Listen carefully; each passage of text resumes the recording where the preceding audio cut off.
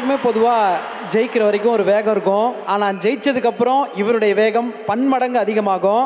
நார்மலாக சொல்லுவாங்க இவருடைய உயரம் இவ்வளோ தூரம் அப்படின்னு. ஆனால் உயரத்தில் இவர் ஒரு கழுகு மாதிரி அப்படின்னு சொல்லலாம். ஏன்னா அவரோட உயரத்தை யாரும் நிர்ணயம் பண்ண முடியாது, அவரால் மட்டும்தான் நிர்ணயம் பண்ண முடியும்.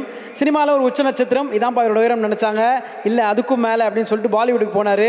அங்கே இதான்ப்பா இவரோட உச்சம் அப்படின்னு நினச்சாங்க. அதையும் தாண்டி ஹாலிவுட்டுக்கு போகிறாரு. Welcome my Indian friend, Tamil friend அப்படின்னு சொல்லிட்டு அங்கே இருக்கவங்க சொன்னாங்க. களம் எதுவாக வேணா இருக்கலாம், acting, singing, action, lyrics, direction எதுவாக இருந்தாலும் அதில் மேன் ஆஃப் த மேட்ச் இவர் தான் அப்படின்றது நமக்கு தெரியும். ஹால் ஆஃப் த ஃபேமில் இவர் பெயர் தான் இருக்கும் அப்படின்றது நமக்கு புரியும். ஓம் நம சிவாய. ராஜ்கிரண் சார், எங்கள் குடும்பமே உங்களுக்கு கடமைப்பட்டிருக்கு. எங்கள் அப்பா நான் சொல்லணும்னு நினச்ச வரிகளை அவர் சொல்லிட்டாரு. எங்கள் குடும்பத்துக்கே இந்த நன்றி மறக்காத வியாதி இருக்குது. என்றென்றைக்கும் நன்றியோடு நாங்கள் இருக்கிறோம். நீங்கள் எங்கள் ஃபேமிலிக்கு ஒரு கடவுள் மாதிரி. எங்கள் அப்பாவுக்கும் முதல் பட ஹீரோ நீங்கள் தான், எனக்கும் முதல் பட ஹீரோ நீங்கள் தான். இந்த படத்தில் நீங்கள் இருக்கிறது எங்களுக்கு ஒரு ஆசீர்வாதம். ரொம்ப ரொம்ப நன்றி சார். சத்யராஜ் சார், எனக்கு ரொம்ப நாளாகவே உங்கள் கூட சேர்ந்து நடிக்கணும்னு ஆசை, உங்களுக்கும் அது தெரியும். இந்த படம் மூலமாக அது நிறைவேறியிருக்கு. உங்களுக்கு டைரக்ட் பண்ணுற ஒரு ஆப்பர்ச்சுனிட்டியும் எனக்கு கிடைச்சிது. எனக்கு ரொம்ப சந்தோஷம். நீங்கள் ஒரு சீனியர் ஆக்டர், உங்ககிட்ட ஒரு சில விஷயங்கள் எப்படி சொல்கிறதுன்னு எனக்கு ரொம்ப தயக்கமாக இருக்கும். நான் சின்னதாக சொல்லுவேன் ஏதாவது, சார் அது இப்படி அப்படின்னு. ஆனால் எனக்கு ரொம்ப எப்படி சொன்னால் எப்படி எடுத்துப்பாருன்னு ஒரு தயக்கம் இருக்கும். ஆனால் நீங்கள் ஒரு நியூ கமர் மாதிரி அதை அவ்வளோ அழகாக ரிசீவ் பண்ணி ரொம்ப பியூட்டிஃபுல்லாக எங்களுக்கு இந்த கேரக்டரை நீங்கள் நடித்து கொடுத்தீங்க. ரொம்ப ரொம்ப நன்றி சார். நீங்கள் அருண்ஜி சார், நீங்கள் என்ன சொன்னீங்க, ஒர்க் அவுட் பண்ணுறீங்க முடிச்சுட்டு, ஷூட் முடிச்சுட்டுன்னு. அவர் ஷூட்டிங் பண்ணிகிட்டு இருக்கும்போதே ஒர்க் அவுட் பண்ணிகிட்டே நடிக்கிறார் sir. Great experience working with you sir. Thank you so much. Parthiban sir, என்ன சார், உங்களையும் நான் ரொம்ப கொஞ்சம் மைக்ரோ மேனேஜ் பண்ணிட்டேன்னு நினைக்கிறேன். நான் தலையிலலாம் கையை வைக்கலை, அது அந்த மாதிரி எடுத்துக்க வேண்டாம். எல்லாத்தையுமே வித்தியாசமாக பண்ணணும்னு நினைக்கிற பார்த்திபன் சார், எல்லாத்தையுமே அன்யூஷுவலாக பண்ணணும்னு நினைக்கிற பார்த்திபன் சார். அப்போ அவரை யூஸ்வலாக காட்டலாம், அதுதான் அன்யூஷுவலாக இருக்கும்னு எனக்கு தோணுச்சு. அதனால் உங்களை யூஸ்வலாக மாற்றி ஒரு கேரக்டராக இதில் ப்ரெசென்ட் பண்ணியிருக்கோம். அண்ட் நீங்கள் நினைக்கிற அளவுக்கு இது சின்ன கேரக்டர் இல்லை. நீங்கள் படம் பார்க்கும்போது உங்களுக்கு புரியும் நான் நினைக்கிறேன். அருண் விஜய் சார், ரொம்ப சீக்கிரமாக நீங்கள் சொன்ன மாதிரி டக்குன்னு இந்த படம் பண்ணுறதுக்கு அக்செப்ட் பண்ணிட்டீங்க. we had such great time working with each other. ஒரு நல்ல நண்பர் எனக்கு கிடச்சிருக்காரு. நிறையா ஹார்ட் ஒர்க் பண்ணியிருக்கீங்க இந்த படத்துக்காக. உங்களை தூசிலையும் மண்ணுலேயும் புழுதிலையும் போட்டு அடித்து புரட்டி எடுத்திருக்கோம். பட் கொஞ்சம் கூட மனசு நோகாமல் நீங்கள் நடித்து கொடுத்தீங்க. ரொம்ப நன்றி. ஒரு ஃபைட் சீக்வன்ஸில் நானும் அவரும் ஃபைட் பண்ணுற மாதிரி ஒரு சீக்வன்ஸ் இருக்குது. அதில் நாங்கள் 2 பேருமே ஏரில் இருக்கிற மாதிரி ஒரு இடத்துல நான் அவரை பஞ்ச் பண்ணணும். அப்போது என் கை தெரியாமல் அவரோட வாயில் பட்டுருச்சு, ரத்தமே வந்துடுச்சு. வேறு யாராக இருந்தாலுமே ஒரு 2 hours ஷூட்டிங் நின்று இருக்கும். அவர் டக்குன்னு ஒரு ஐஸ் க்யூப் வாங்கி வச்சுட்டு போடும் அப்படின்ட்டாரு. டக்குன்னு உடனே ஷூட்டிங் வந்துட்டார், உடனே அடுத்த ஷாட்டுக்கே வந்துட்டார். Very dedicated, very sincere, very hard working. And thank you so much for trusting me, for having faith in me. It's an absolute privilege to have work with you and directed you. Shalini, thank you so much for coming down here. Such a sweet person, at the same time such a brat. You were so entertaining on set. It was lovely working with you. Like Satyaraj said, even I was very surprised. I had planned that scene for 2 days. You finished it in 1 take. It was really nice working with you. Thank you so much. And I'm sure you'll like what you see when you watch the final product. Thank you so much. Of course, Nithya Menon. அவங்க எல்லா இன்டர்வியூலையும் சொல்கிறாங்க, எனக்கு சினிமாலாம் அவ்வளோ இது இல்லை, எனக்கு பெருசாக நடிப்புலலாம் interest இல்லை. ஆனால் நடிப்புக்கும் சினிமாக்கும் அவங்க மேலே நிறைய இன்ட்ரெஸ்ட் இருக்குது. அவங்க தொடர்ந்து இன்னும் நிறைய படங்கள் பண்ணணும், இன்னும் நிறைய பெரிய பெரிய ஒர்க் பண்ணணும், இன்னும் நிறைய விருதுகள் வாங்கணும்னு அவங்களுக்கு என்னுடைய வாழ்த்துக்களை தெரிவிச்சுக்கிறேன். God plus. சமுத்திரக்கனி அண்ணன் என்னோட அண்ணன், அவர் நடிச்சிருக்காரு, அவருக்கு நன்றி தேவையில்லை. இளவரசர் சார், இவங்கெல்லாம் என்னுடைய குடும்பம் மாதிரி. இவங்க எல்லாருக்கும் நான் நன்றி சொல்லணும்னு நினைக்கல. இவங்கெல்லாம் என் கூடவே வரவங்க, என்னுடைய நலம் விரும்பிகள். வடிவிகாசு மேடம், தமிழ் பிரிகிடா, இவங்க எல்லாருக்குமே என்னுடைய நன்றி. ஒரு இயக்குனராக என்னை நம்பி இந்த படத்தில் நீங்கள் எல்லோரும் நடித்ததுக்கு ரொம்ப ரொம்ப நன்றி. என்னுடைய தயாரிப்பாளர் ஆகாஷ், தேங்க்யூ ஸோ மச். நீங்கள் இந்த படத்தோட கதை கூட கேட்கல, நீங்கள் இம்மீடியட்டாக இந்த படம் ப்ரொடியூஸ் பண்ணுறேன் நீங்கள் அக்செப்ட் பண்ணிட்டீங்க. மேன் ஆஃப் ஃபியூ வேர்ட்ஸ், நிறையா பேச மாட்டீங்க. உங்களை நானே ஒரு வாட்டி 2 வாட்டி தான் பார்த்துருக்கேன். So much support you gave us. நீங்களும் ஒரு டைரக்டர், இப்போ இதய முரளின்னு ஒரு படம் எடுத்துகிட்டு இருக்கீங்க. உங்கள் படத்துக்கு என்னுடைய வாழ்த்துக்கள். அந்த படம் பெரிய வெற்றி அடைய நான் வாழ்த்துறேன். நீங்களே ஒரு டைரக்டருங்கிறனால இன்னொரு டைரக்டரோட விஷன் உங்களால் புரிஞ்சுக்க முடியுது. அதுக்கான சப்போர்ட்டை முழுசாக பண்ணீங்க. ரொம்ப ரொம்ப நன்றி. ஜிவி, உங்களை பற்றி ஜிவி டிடி கதையாக விட்டாங்க. நீங்கள் 6 வயசுல கிட்டார் வாசிச்சிங்க. நமக்கு தெரியும் நீங்கள் யாருன்னு.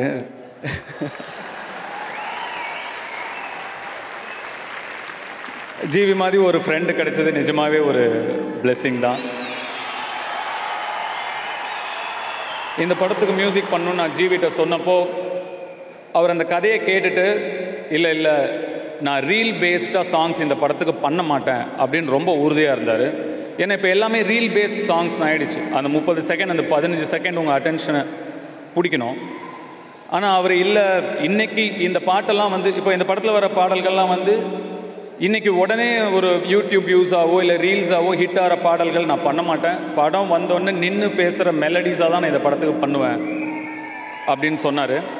ஏன்னா அதுதான் இந்த படத்துக்கு ட்ரூத்ஃபுல்லாகவும் ஆனஸ்டாகவும் இருக்கும். அப்படி தான் பண்ணணும். ஒரு மண் சார்ந்த படமாக, ஒரு கிராமத்து படமாக, நம்ம ஊரோட கலாச்சாரத்தை பேசுகிற ஒரு படங்கள் வரதே ரொம்ப அபூர்வம்.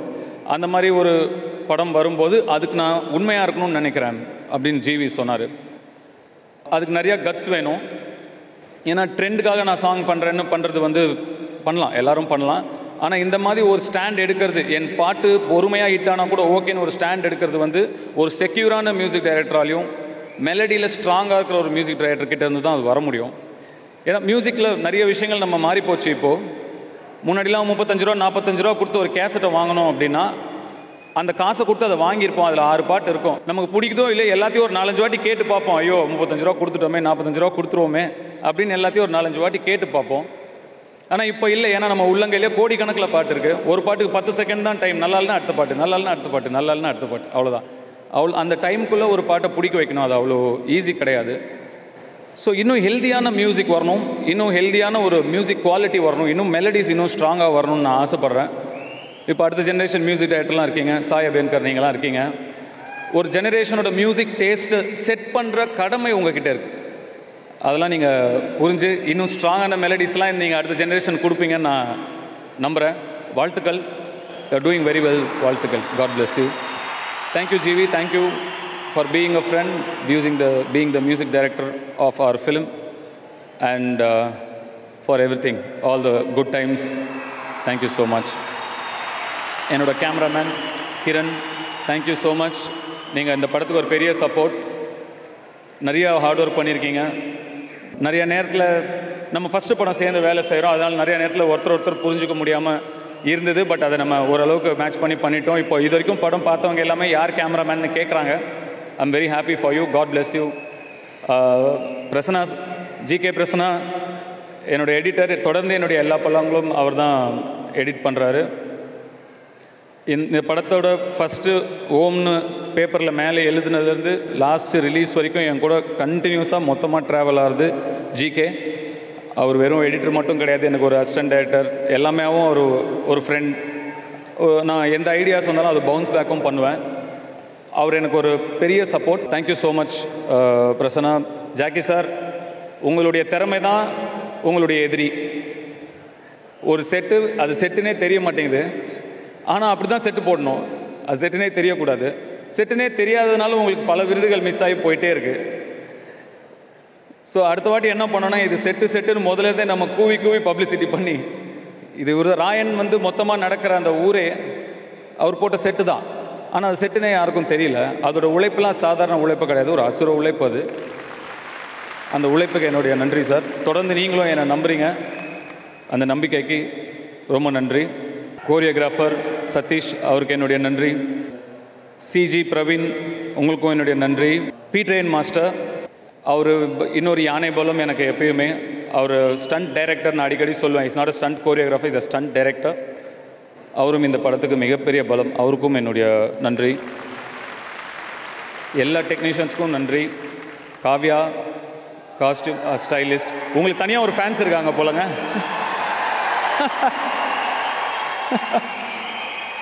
Thank you so much. இந்த படத்துக்காக நீங்கள் நிறையா உழைச்சிருக்கீங்க. இத்தனை ஆர்டிஸ்ட்டுக்கு வந்து ஒரே ஆள் ஸ்டைல் பண்ணுறது அவ்வளோ ஈஸி கிடையாது. உங்களுடைய ஹார்ட் ஒர்க் என்னுடைய நன்றி, உங்களோட சப்போர்ட்டுக்கு என்னோட நன்றி, உங்கள் டீமுக்கும் என்னுடைய நன்றி. உங்கள் டீம் பேரும் காவியா தான் இல்லையா?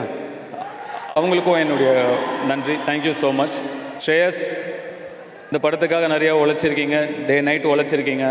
நீங்கள் கொஞ்சம் வசதியாக இருந்த பையன், உங்களுக்கு இந்த மாதிரி டே நைட் தூங்காமல் வேலை செய்கிறதுலாம் ரொம்ப புதுசாக இருந்திருக்கும். பட் பயங்கர ஹார்ட் ஒர்க் பண்ணியிருக்கீங்க. இங்கே பேசுகிற ஒரு ஆர்டிஸ்ட்டும் ஸ்ரேயஸ் எங்களை நல்லபடியாக பார்த்துக்கிட்டாருன்னு சொல்ல எனக்கு யாத்ராவையோ லிங்காவையோ இங்கே நின்று யாராவது சொல்லியிருந்தா என்ன ஒரு சந்தோஷம் இருந்திருக்குமோ அந்த சந்தோஷம் உங்களை பற்றி அவங்க சொல்லும்போது எனக்கு இருந்துச்சு.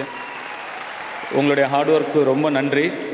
நீங்கள் கொஞ்சம் மெடிடேஷன் ப்ராக்டிஸ் பண்ணணுன்னு நான் நினைக்கிறேன்.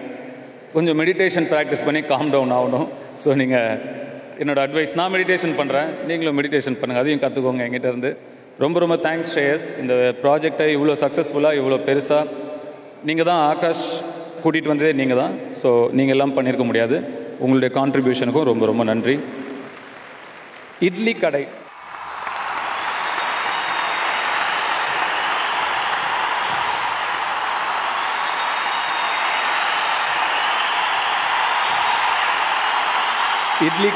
அது என்ன இட்லி கடை, அது என்ன டைட்டில்?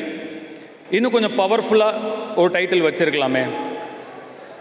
பொதுவாக ஒரு படத்தில், ஒரு சில படங்களில் அந்த ஹீரோவோட பேரே டைட்டிலாக வைப்பாங்க, இந்த ராயன் அந்த மாதிரி. இந்த படத்தோட ஹீரோ இந்த இட்லி கடை தான். அதனால தான் அந்த டைட்டில் இட்லி கடை அப்படிங்கிற டைட்டில். சரி, ஒரு இட்லி கடையை வச்சு படம் பண்ணணும் அப்படின்னு ஏன் தோணுச்சு அப்படின்னா, நான் ஸ்ரேயஸ், அப்புறம் என் கூட அஸ்வத்னு ஒருத்தர் ஒர்க் பண்ணார். நாங்கள் எல்லோரும் ஒரு மீட்டிங்காக ஃபாரின் போயிருந்தோம். மீட்டிங் முடிஞ்சோன்னா அவங்க எல்லாம் அப்படியே டின்னர் வெளில போயிட்டாங்க. நான் கிளம்புறேன், ரூமுக்கு வந்துட்டேன். தனியாக என் ரூமில் இருந்தேன். எல்லாரையும் போல் நான் தனியாக இருக்கும்போது என்னோடய கம்பெனி இளையராஜா சார் பாட்டு தான். ஒரு இளையராஜா சார் பாட்டு அப்படியே ஓடிட்டு இருந்தது. ஒரு அழகான பாட்டு. நான் ஏரிக்கர மேலிருந்து 8 தேச பார்த்திருந்து ஏந்திழைக்க காத்திருந்தேன் காணல, மணி 7 8 ஆன பின்னும் ஊரடங்கி போன பின்னும் சோறு தண்ணி வேணும்னு தோணல அப்படின்னு ஒரு பாட்டு. வீட்டில் போய் இந்த பாட்டெலாம் கேளுங்க, சூப்பராக இருக்கும். ஒரு சில பாடல்களுக்கு ஒரு சக்தி இருக்கும். நம்ம வாழ்க்கையில் ஏதாவது ஒரு காலகட்டத்துக்கு நம்மளை அது கூட்டிகிட்டு போகும். குழந்தை பருவத்துக்கோ இல்லை ஸ்கூல் டைமுக்கோ காலேஜ் டைமுக்கோ அந்த மாதிரி ஏதாவது ஒரு ஞாபகத்தை கொடுக்குற ஒரு சக்தி ஒரு சில பாடல்களுக்கு இருக்கும். இந்த பாடல் என்ன, என்னோட சின்ன வயசில், நான் சொல்கிறது ஒரு 8 வயசு 9 வயசில் என்னுடைய அம்மா சம்மர் வெக்கேஷன் ஆனால் அவங்களுடைய கிராமத்துக்கு கூட்டிகிட்டு போயிடுவாங்க. நாங்கள் அங்கே ஒரு 2-2.5 மாதம் இருப்போம். அந்த கிராமத்துக்கும் அங்கே இருக்கிற என்னோடய பாட்டி வீட்டுக்கும் இந்த பாட்டு என்னை கூட்டிகிட்டு போச்சு. அந்த கிராமத்தில் ஒரு முக்கியமான கேரக்டர், ஒரு மெயின் ரோடு இருக்கும், 2 பஸ் தான் வந்து போகும், ஒரே ஒரு கடை, அது ஒரு இட்லி கடை. எனக்கு தினம் அந்த இட்லி கடையில் எப்படியாவது இட்லி சாப்பிட்ணும். என் சைல்டுஹுட்டில் ரொம்ப முக்கியமான கேரக்டர் இந்த இட்லி கடை. எப்படியாவது டெய்லி அங்கே இட்லி சாப்பிட்ணும். ஆனால் கையில் காசு இல்லை. அப்போ என்ன பண்ணுவாங்கன்னா, அங்கே காலையில் போய் வயலில் இறங்கி பூ பறிக்க சொல்லுவாங்க. பூ பறித்து கொடுத்தோன்னா எவ்வளோ பூ பறித்து கொடுக்குறோமோ அதுக்கு தகுந்த கூலி. ஸோ நான், என் அக்கா 2 பேர், என் கசின்ஸ் ஒரு 4-5 பேர் எல்லாரும் காலங்காத்தால் ஒரு 4 மணிக்கு எந்திரிச்சு அந்த வயலுக்கு போவோம். அங்கே போய் இறங்கி பூ பறிப்போம். எவ்வளோ முடியுமோ 2-2.5 மணி நேரம் நான் ஸ்டாப்பாக பறிக்கிறது. 2.5 மணி நேரம் பறித்து முடித்தா ஆளுக்கு ஒரு 2 ரூபாய் 2.5 ரூபாய் கிடைக்கும். அந்த 2 ரூபாய் 2.5 ரூபாயை எடுத்துக்கிட்டு நேராக ஒரு தோட்டத்துக்கு போவோம். அந்த தோட்டத்தில் ஒரு பம்பு செட்டில் இறங்குவோம். அங்கே ஒரு தொட்டி இருக்கும், ஏட்டையா தோட்டம்னு ஒரு தோட்டம். அந்த தொட்டிக்குள்ளே இறங்குவோம். ஆசை தீர அங்கே ஒரு ஆட்டத்தை போடுவோம். குளிச்சுட்டு அந்த துண்டை கட்டிக்கிட்டு அந்த துண்டோடு அந்த மெயின் ரோட்டில் அப்படியே தக் லைஃபாக அப்படியே நடந்து வருவோம். நடந்து வந்து அந்த கடைக்குள்ளே போயிட்டு அந்த மர பெஞ்சில் உக்காந்துட்டு அந்த 2.5 ரூபாய்க்கு 4 இட்லி 5 இட்லி ஏதாவது வரும். உழைச்சி சாப்பிட்ட அந்த 4 இட்லி 5 இட்லியில் கிடைச்ச டேஸ்ட்டும் நிம்மதியும் சந்தோஷமும்.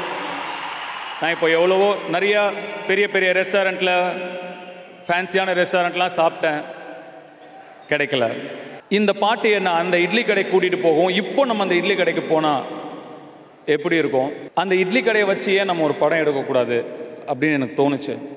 அது அந்த கடை மட்டும் கிடையாது, அந்த கிராமத்தில் என் மனசை கவர்ந்த, என்னை பாதித்த ஒரு சில கதாபாத்திரங்கள், உண்மை கதாபாத்திரங்களும், சென்னை நாங்கள் வந்ததுக்கப்புறம் என் மனசில் ஒரு இம்பேக்ட் ஏற்படுத்தின ஒரு சில உண்மை கதாபாத்திரங்களையும் வச்சு கற்பனையான கதை இந்த இட்லி கடை. Stay connected to your roots அப்படின்னு சொல்லுவாங்க. அதாவது உன் பூர்வீகத்துடன் இணைந்திரு அப்படின்னு சொல்லுவாங்க. எது நம்ம அடையாளம்?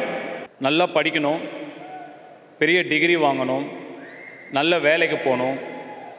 இது நமக்கு சொசைட்டியில் ஒரு மரியாதையும் அந்தஸ்தையும் கொடுக்கும், நம்மளுடைய வாழ்வாதாரமாக மாறும். ஆனால் நம்முடைய அடையாளம் நம்ம பூர்வீகம்தான். நம்மளுடைய அப்பா, தாத்தா, பாட்டன், முப்பாட்டன், பூட்டன் இவங்க எல்லாரும் வாழ்ந்த வாழ்க்கை வெறும் கதையாக காற்றுல அப்படியே கரைஞ்சு போயிடக்கூடாது. அடுத்தடுத்து வர தலைமுறைக்கு அது நினைவுகளாக தொடரணும். இந்த முன்னோர்களோட மூச்சு காத்தும் நம்ம மண்ணோட சாமியும் சேர்ந்தது தான் குலதெய்வம். இங்கே இருக்கிறதுல எத்தனை பேர் உங்கள் குடும்பத்தோட, உங்கள் குழந்தைங்களோட, உங்களோட பெற்றோர்களோட குலதெய்வம் கோயிலுக்கு போய் வழிபாடு பண்ணுறீங்க அப்படின்னு எனக்கு தெரியாது. பண்ணுறவங்களுக்கு வாழ்த்துக்கள், பண்ணாதவங்க தயவு செஞ்சு பண்ணுங்க, தயவு செஞ்சு பண்ணுங்க. இது ரொம்ப முக்கியம். ஒரு சில விஷயங்களை மறந்து போயிடக்கூடாது, ஒரு சில விஷயங்களை அப்படியே கடந்து போயிடக்கூடாது. இங்கே இருக்கிற நம்ம எல்லாருக்கும் நம்மளுடைய அப்பா அம்மா பேர் தெரியும், தாத்தா பாட்டி பேர் தெரியும். அவங்களோட அப்பா அம்மா, அவங்களோட தாத்தா பாட்டி வாய்ப்பு ரொம்ப கம்மி. ஒரு சிலர் தெரிஞ்சிருக்கலாம், வாய்ப்பு ரொம்ப கம்மி. நம்ம பிள்ளைங்களை நம்ம குலதெய்வம் கோயிலுக்கு கூட்டிகிட்டு போய் அவங்களோட வாழ்க்கையையும் வந்த வழியையும் அவங்களுக்கு எடுத்து சொல்லி அந்த குலதெய்வத்தோட அருளோடு நம்ம பிள்ளையை வளர்க்கணும்.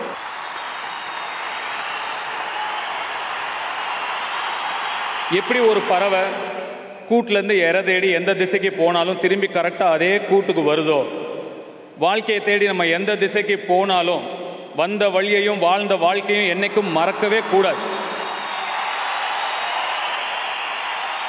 அப்படிங்கிறத சொல்கிற படம் தான் இந்த இட்லி கடை. ஏன்னா நான் இவ்வளோ தூரம் மெசேஜாக சொல்கிறாரு அப்படின்னு யோசிக்காதீங்க. உங்களுக்கு நான் சொல்லாமல் யார் சொல்லுவா? சொல்லுங்கள். இதை உங்களுக்கு சொல்கிற உரிமை எனக்கு இருக்குன்னு நான் நம்புகிறேன். அதனால் நான் உரிமையாக சொல்கிறேன். இந்த படப்பிடிப்பு நடக்கும்போது நான் விளையாண்ட தெருக்களில், நான் வாழ்ந்த வீட்டில், வளர்ந்த வீட்டில், நான் சாப்பிட்ட இட்லி கடையில், என்னுடைய கருப்பசாமி கோயிலில், அங்கே முன்னாடி இருக்க அந்த மாடில் நான் ஏறி விளையாண்ட அந்த மாடில், இது எல்லா இடத்துலையும் நாங்கள் படப்பிடிப்பு நடத்தினோம். எனக்கு ஒரு ஃபுல் சர்க்கிள் போயிட்டு வந்த மாதிரி இருந்தது. மனசுக்கு ரொம்ப நெகிழ்ச்சியான ஒரு படப்பிடிப்பாக இந்த படம் எனக்கு இருந்தது. This is a very personal film for me. இதில் என்னோட பாட்டியே கூட நடிச்சிருக்காங்க ஒரு சீனில். என்னோட அம்மாவோட அம்மா அவங்களே ஒரு சீனில் நடிச்சிருக்காங்க. நிறைய ரசிகர்கள் நான் இப்போ சந்திக்கிறேன். நம்ம ஒருத்தர் புகைப்படம் எடுத்துக்கிறோம். தொடர்ந்து இன்னும் எல்லாரையும் நான் சந்திக்கிறேன். அப்படி நான் உங்களெல்லாம் சந்திக்கும் போது நிறைய பேர் என்கிட்ட வந்து, இப்போ நான் டாக்டராக இருக்கேன், நான் ஆர்கிடெக்டாக இருக்கேன், நான் IAS படிச்சுட்டு இருக்கேன், நான் ஒரு இன்ஜினியராக இருக்கேன், முக்கால்வாசி பேர் இந்த மாதிரி என்கிட்ட சொன்னீங்க. எனக்கு அவ்வளவு மனசுக்கு நெகிழ்வாக இருந்தது. ஒரு சினிமா ரசிகர்களாக இருங்க, என்னை உங்களை குடும்பத்தின ஒருத்தனா ஏற்றுக்கிட்டுங்க, என்னை படத்தில் பார்த்து ரசிக்கிறீங்க. ஆனால் ரசித்ததோடு நிறுத்திட்டு உங்கள் வாழ்க்கையை நீங்கள் நல்லபடியாக பார்த்து, உங்கள் குடும்பத்தை நீங்கள் நல்லபடியாக பார்த்து, இன்னைக்கு நல்ல நிலைமையில் டாக்டரா, இன்ஜினியரா, லாயரா நீங்களாம் இருக்கீங்கன்னு நினைக்கும் போது அதை விட பெரிய கர்வம் எனக்கு வேறு எதுவுமே கிடையாது. அதுதான் முக்கியம், அதுதான் ரொம்ப ரொம்ப முக்கியம். சினிமாவில் என்ன ரசித்தா போதும், அதுக்கு மேலே குடும்பங்களை பார்த்துக்கோங்க, உங்கள் வாழ்க்கையை நல்லபடியாக பார்த்துக்கோங்க. அது ரொம்ப ரொம்ப முக்கியம். I am very very happy. Idli கடை நிச்சயமாக உங்களுக்கு பிடிச்ச ஒரு படமாக இருக்கும்னு நான் நம்புகிறேன். உங்கள் குடும்பங்களோட நிச்சயமாக பார்க்க வேண்டிய படமாக இது இருக்கும் அப்படின்னு நான் நம்புகிறேன். அண்ட் ஒன்ஸ் அகெயின் என்னுடைய டீமுக்கும், டைரக்ஷன் டீமுக்கும், என்னுடைய கோ ஆக்டர்ஸ் டீமுக்கும் என்னுடைய நன்றி. உங்கள் சப்போர்ட் எதுவும் இல்லாமல் இதெல்லாம் பண்ணியிருக்கவே முடியாது என்னால். Thank you so much. Sir, first ஒரு பர்சனல் கொஸ்டின் சார். உங்க கழுத்துல எத்தனையோ மாலைகள் விழுந்திருக்கு, எத்தனையோ பாராட்டுகளை அந்த மாலை தாங்கியிருக்கு. ஆனா எப்பவுமே நீங்க கழுத்துல இந்த ஒரு கருங்காலி மாலை போட்டிருக்கீங்களே சார், அது நீங்க போட்டதுல வந்து நிறைய ஃபேன்ஸ் எடுத்து போட்டுக்கிறாங்க. ஸோ அது ஏன்னு நாங்க தெரிஞ்சுக்கலாமா? அதுல என்ன ஒரு சிறப்பு இருக்குன்னு தெரிஞ்சுக்கலாமா? இது என்ன மாலைன்னு எனக்கு சத்தியமா தெரியாது, நிஜமா தெரியாது. ஒரு வாட்டி எங்கள் பாட்டிக்கு கொஞ்சம் உடம்பு சரியில்லாமல் இருந்தது. அவங்கள பார்க்கறதுக்காக நான் ஊருக்கு போனேன். அவங்கக்கிட்ட பேசிகிட்டு இருந்தேன். அப்போ எங்கள் பாட்டி என்னோட தாத்தா ஃபோட்டோவில் இந்த மாலை இருந்தது. என் பாட்டிக்கிட்ட கேட்டேன், நீ இதை வாங்கி போட்டிருக்கியா இல்லை இது தாத்தாவோட மாலையான்னு கேட்டேன். உங்கள் தாத்தா கிட்டத்தட்ட 30-40 வருஷம் ஜபம் பண்ண மாலைடா, அவர் இறந்த உடனே அவர் உடல்லேருந்து எடுத்து அவர் ஃபோட்டோவுக்கு போட்டிருக்கேன் அப்படின்னு சொன்னாங்க. இதை நான் எடுத்துக்கலாமா, நீ அதை எனக்கு தருவியான்னு நான் கேட்டேன். எங்கள் பாட்டி எந்திரிச்சு போய் அந்த ஃபோட்டோ கிட்ட பேசினாங்க. மாமா பார்த்தீங்களா அவன் கேட்குறான் அப்படின்னு. அவ்வளோ ஸ்வீட்டாக இருந்தது அது பார்க்கவே. உங்களுக்கு எத்தனை பேர பசங்க இருக்காங்க, ஆனால் இவன் தான் வந்து இந்த மாலை வேணும்னு கேட்குறான் அப்படின்னு சொல்லி அந்த மாலையை எடுத்து அவங்க மந்திரிச்சு எனக்கு விபூதி வச்சு கழுத்தில் போட்டு விட்டாங்க. அப்போயிலேருந்து என்னுடைய முன்னோர்களும் அவங்களுடைய ஆசீர்வாதமும் என் கூடயே இருக்கிற மாதிரியும் என்னை ப்ரொடெக்ட் பண்ணிட்டு இருக்கிற மாதிரியும் எனக்கு ஒரு ஃபீலிங். அதனால இதை நான் போட்டிருக்கேன். நிறைய பேர் ஒன்று சொல்கிறாங்க, இது போட்டால் அதாகும் இதாகும்னு. எங்கள் தாத்தா மாலை ஒன்றும் ஆகாது. சத்தியமா இதுக்கு இப்படி ஒரு கதை இருக்கும் நாங்க எதிர்பார்க்கவே இல்லை sir. Thank you so much for sharing with us. நீங்கள் இந்த மாலையை போட்டதுக்கப்புறம் ஒரு 300 ரூபா ரேட்டு ஏற்றிட்டாங்க சார் ஆன்லைனில்.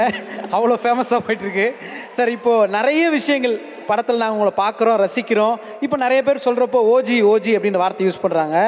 எப்படி உங்கள் ஆக்டிங்க்கு நாங்கள் மிகப்பெரிய ஃபேனோ, உங்களோட ஃபங்குக்கும் சில டைம் நாங்கள் பயங்கரமாக ரசிப்போம். ஓஜி ஃபங்க் பாருங்க சார், உங்களோட ஃபங்க் ஸ்டைலுக்கு, இந்த ஓஜி ஃபங்குக்கு தனுஷ் சார் என்ன சொல்ல உங்களுக்கு ரொம்ப பிடிக்குமா சார்? இல்லை, நம்ம கொஞ்சம் சுமார் மூஞ்சி தான், நம்ம முகத்துக்கு ஒரு சார் இதெல்லாம் நம்ப முடியாது. ஏத்துக்க அங்க பாருங்க, எல்லோ சட்டை ஏத்துக்க முடியாதுங்கிறாரு. ஒரு சில ஹேர் ஸ்டைல் தான் சூட் ஆகும், அதனால அப்போ வச்சுக்கிட்டது. பசங்க ஆசைப்பட்ட திருப்பி வைக்க வேண்டியதுதான். சார் நீங்க ஃபர்ஸ்ட் எப்போ அது வச்சீங்கன்னு உங்களுக்கு ஞாபகம் இருக்கா? பொல்லாதவன் தான் நினைக்கிறேன் முதல் படம். If I am not wrong, தெரியல. பொல்லாதவன் தான் நினைக்கிறேன். இல்லையா? இல்ல நான் கேக்குறேன் சினிமாக்கு வர்றதுக்கு முன்னாடி. இல்ல. ஓகே. தனுஷ் சார்னு சொன்ன உடனே எங்களுக்கு உங்களோட டான்ஸ் ஞாபகம் வரும், உங்களோட லிரிக்ஸ் ஞாபகம் வரும், நீங்க பாடுற அந்த குரல் ஞாபகம் வரும். இது எல்லாத்த விட உங்களுடைய அசுரத்தரமான அந்த ஒரு நடிப்பு வந்து எங்களுக்கு ஞாபகம் வரும். பட் தனுஷ் அப்படின்னு சொன்னா உங்களுக்கு டக்குன்னு ஃபர்ஸ்ட் என்ன சார் ஞாபகம் வரும்? என்னை பொறுத்தவரை அப்படி கேட்டிங்கன்னா ஒரு நல்ல தகப்பன்கிற ஞாபகம் வரும். எத்தனையோ விஷயங்களை என்னை பற்றி நான் பெருமையாக சொல்லிக்க மாட்டேன். இந்த ஒரு விஷயத்தில் நான் நெஞ்சு நிமித்தி பெருமைப்படுறேன், நான் ஒரு நல்ல தகப்பன். அப்படி கண்டிப்பா உங்களுடைய ரசிகர்கள் பொதுவா உங்களை பத்தி பொது வெளியில பேசும்போது கூட ஒரு தகப்பனா அவர் வந்து பயங்கரம் இல்ல, பெஸ்ட் இல்ல, நிறைய பேர் சொல்லி நாங்க கேட்டிருக்கோம். அண்ட் அது நீங்க மனசுல நினைக்கிறது நீங்க உங்க செயல்ல காட்டுறது எல்லாருக்கும் போய் சேருது. And I have to mention you have to blessed kids. So அவங்களுக்கு எங்களுடைய வாழ்த்துக்களை இந்த தருணத்தில் கொடுத்துக்கிறோம். அவர் வச்சிருக்காரு பாருங்க ஃபங்கு, அழகா இருக்கீங்க, பியூட்டிஃபுல்லா இருக்கு அந்த ஃபங்க் உங்களுக்கு. பாருங்க இப்போ இன்னைக்கு இருக்கிற இந்த இதெல்லாம் எடுத்து உங்களோட இந்த க்ளோஸ்அப் எல்லாம் எடுத்து சோனியா பாட்டு போட்டு ஃபுல்லா அதுல தான் ரீல்ஸ். என்ன இல்லைங்க, நம்மள வீடியோ எடுக்கவே இல்லை. ஐயோ எடுங்க ரெடி ஆயிட்டார் சார். எடுங்க நல்ல நீங்க எடுங்க. நெக்ஸ்ட் சார், உங்க வாழ்க்கைய ஒரு பயோபிக்கா எடுத்தா அந்த படத்துக்கு என்ன டைட்டில் சார் வைக்கலாம்? ஏப்பா என் பயோபிக்கும் வடச்சென்னை 2 தானா?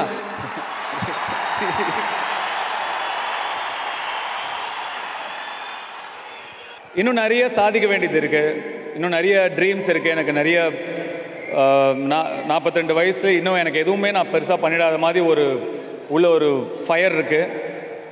ஸோ பயோபிக் பற்றி பேச வேண்டிய நேரம் இது இல்லை. ஏதாவது பெருசாக சாதிச்சா அப்போ பேசலாம். சரி சார், நீங்க எத்தனையோ எதிர்பாராத சாதனைகளை வந்து நீங்க வந்து செயல்படுத்தி இருக்கீங்க, அச்சீவ் பண்ணியிருக்கீங்க. பட் எங்களுக்கு வந்து ஒரு ஆசை இருக்கு, என்னைக்காவது எங்களுடைய ஒரு தமிழ் படத்துக்கு இல்லைன்னா ஒரு தமிழ் நாயகனுக்கு, தமிழ் பேசக்கூடிய ஒரு நாயகனுக்கு ஆஸ்கர் விருது நீங்க வாங்கி தந்துருவீங்களா எங்களுக்கு? அந்த ஆசை உங்களுக்கு இருக்கா? இப்படிதான் சார் நேஷனல் அவார்ட்னு சொன்ன போது இதே மாதிரி தான் சொன்னீங்க, ஆனா வாங்கிட்டீங்க. ஹாலிவுட் படம்னு சொல்லும்போது இதே தான் சொன்னீங்க. பாருங்க, என்ன எழுதியிருக்கோ நடக்கும். இப்போதைக்கு எனக்கு ஒரே ஆசை தான், இட்லி கடை நல்லபடியாக அவங்கள போய் சேரணும், அவ்வளோதான். பட் அந்த ஆசையோட சேர்ந்து நாங்கெல்லாம் இந்த ஆஸ்கர் ஆசையும் கொஞ்சம் அப்படியே மேனிஃபெஸ்ட் பண்ணிக்கிறோம். தமிழரசு மாதிரி மேனிஃபெஸ்ட் பண்ணிக்கவா? ஓகே, அலோ பண்ணிருக்காரு. ஏகப்பட்ட மேனிஃபெஸ்டேஷன் போது நெக்ஸ்ட் ஒரு இமேஜ் ஒன்று பார்க்க போறோம் சார். சார் சார் சார் இங்க திரும்புங்க சார்.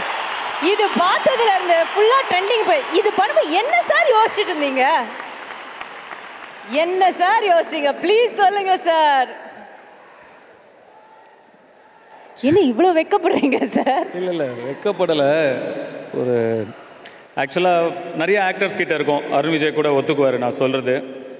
சம்டைம்ஸ் என்ன ஆகுன்னா, யாராவது நம்ம கூட பேசிகிட்டே இருப்பாங்க, இல்லை இன்ஸ்பைரிங்காக ஒரு மியூசிக் கேட்போம், இல்லை ஏதாவது ஒரு பாட்டு கேட்போம். அப்படி கேட்கும்போது ஆக்டர்ஸ்குள்ளே ஒரு விஷயம் இருக்கும், நம்ம அதை பெர்ஃபார்ம் பண்ணி பார்க்க ஆரம்பிப்போம் நமக்கே தெரியாமல். சத்யராஜ் சார், பார்த்திபன் சார், உங்கள் ஆராய்ச்சிகன் சார், உங்களுக்கு எல்லாருக்குமே தெரியும். நமக்கே தெரியாது, சடனாக நம்ம கான்ஷியஸாக அதை பண்ண மாட்டோம், நமக்கே தெரியாமல் ஆகிடும். அன்றைக்கி கொஞ்சம் குழந்தைகள் வந்து அந்த ராயன் சாங் ரொம்ப அழகாக பாடிட்டு இருந்தாங்க. நான் ஒரு செகண்ட் நம்ம எங்கே இருக்கோம், என்ன பண்ணுறோம் அதெல்லாம் மறந்துட்டு நான் கொஞ்சம் அந்த ராயன் கேரக்டர் பண்ண ஹோம்ஒர்க் அந்த மாதிரி கொஞ்சம் எனக்கே தெரியாமல் கொஞ்சம் அந்த காட் கேரிட் அவே. யூஸ்வலாக இது என் கூட ரொம்ப நெருக்கமாக இருக்கிறவங்களுக்கு தெரியும், என்னடா இவன் பைத்தியமாய் நம்ம ஒன்று பேசுகிறோம், ஏதோ தனியாக ஏதோ பண்ணிகிட்டு இருக்கான்னு அவங்க நினைப்பாங்க. வெளியே காட்டிக்க மாட்டோம், அவாய்ட் பண்ணிவிடுவோம். இது நம்மளை மீறி என்னோட கண்ட்ரோல் இல்லாமல் வந்தது. அது கொஞ்சம் எம்பாரசிங்காக தான் இருக்குது. இல்லை சார், அழகாக தான் இருந்தது. இப்போ ஒவ்வொரு வார்த்தைகள் சொல்கிறோம், உங்களுக்கு டக்குன்னு என்ன தோணுதோ அதை நீங்கள் சொல்லிடுங்க. கடவுள், இங்கே. காதல், காதல் எங்கே?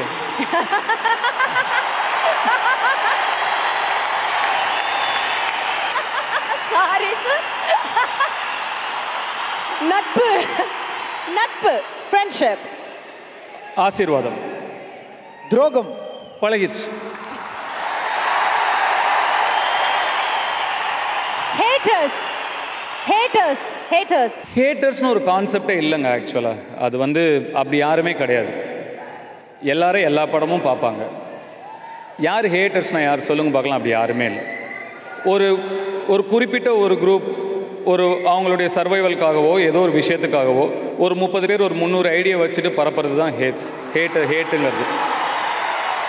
அதனால ஒன்றுமே இல்லை. அந்த 30 பேரை போய் படம் பார்ப்பாங்க, அவங்களே படம் நல்லா இருக்குன்னு அப்படி ஒரு கான்செப்டே கிடையாது. ஆனால் கிரவுண்ட் ரியாலிட்டியே வேற. நம்ம பசங்க களத்தில் இறங்கி களை கட்டுவாங்க. கிரவுண்ட் ரியாலிட்டியே வேற. நம்ம எப்பயும் சொல்றது தாம்மா, நமக்கு அன்பு தராங்களா, நமக்கு வெறுப்பு தராங்களா? அன்புவின் எழுச்சி தான் எல்லாமே. Super sir, fantastic. அரசியல் புரியாது. ரசிகர்கள், கடைசி வார்த்தை, ரசிகர்கள்.